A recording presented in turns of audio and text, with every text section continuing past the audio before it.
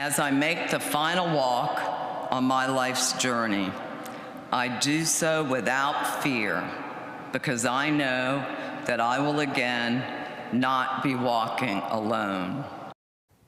And that's Robin Dole, the daughter of Bob Dole, paying tribute to her late father today at the National Cathedral. She was joined by lawmakers that he called friends for over 30 years with his career in the Senate. President Biden spoke today, calling Dole a hero, touting his courage on the battleground and his integrity on Capitol Hill. The 98-year-old died from lung cancer.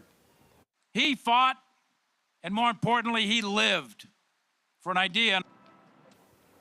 And more accolades and praise for Dole today down at the World War II Memorial. It is a place the late senator himself, a World War II vet, pushed to create, honoring those heroes. Fox 5's Stephanie Ramirez live tonight from that memorial with more, Steph.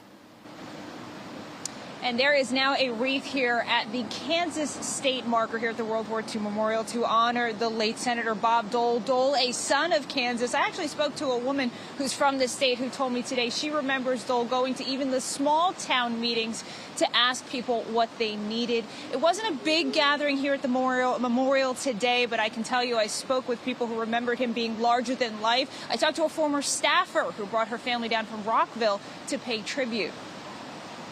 Wonderful. I mean, very grandfatherly and respectful and funny. And he would come and sit by my desk when he didn't have stuff to do and would have jokes for the Secret Service. And humble is how Maureen Everling says she remembered Senator Dole working with the former Senate Majority Leader's office and then joining his presidential campaign when he resigned from Congress in 1996. The Elizabeth Dole Foundation hosted today's Wreath Remembrance ceremony. The speakers included Joint Chiefs of Staff Chairman General Mark Milley and actor Tom Hanks. Hanks remembering how the World War II veteran never gave up, fighting through 39 months in a plaster body cast to be able to perform routine movements again.